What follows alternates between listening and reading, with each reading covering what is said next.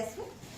ইমানবিলাক পাতবিলাক নষ্ট হৈছে, পানী বৰষুণৰ বহুত দিন গ্ৰীণ নেটৰ তলত বহুত দিন বৰষুণ নাছিলে ন, এইবিলাকতো পাতবিলাক এনেকৈ শুকাই গৈছে।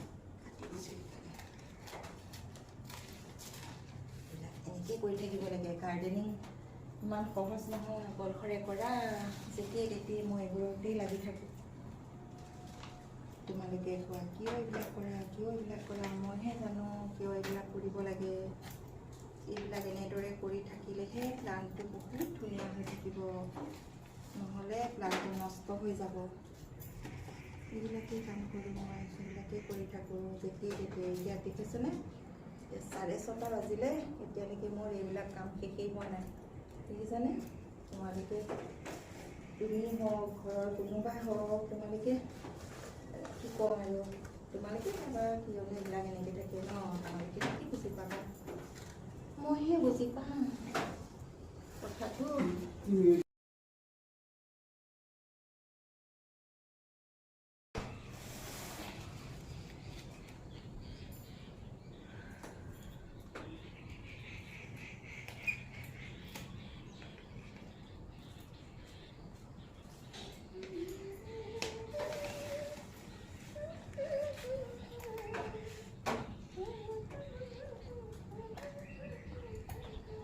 এতিয়া যে এয়া দেখিছা ইমান টান হয়, কেতিয়াবা এনেকুৱা লাগে চকু পানী ওলাই যায়, তথাপিতো কাট খাই নাযায়। তেনেকৈ কেঁচিখন সৰু আনিলোঁ ন, পিছত কাটিব লাগিব, পিছত কাটি দিব লাগিব।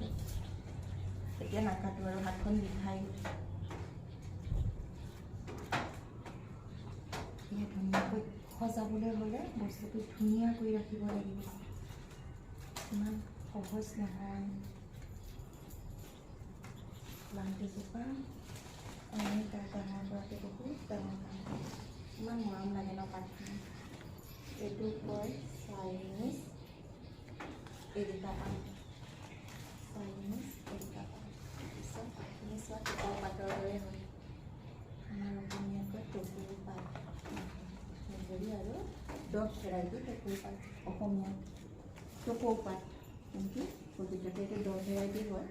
আমাৰ অসমত যিটো টকৌ পাত আছে সেইটো ডাঙৰ ডাঙৰ হয়।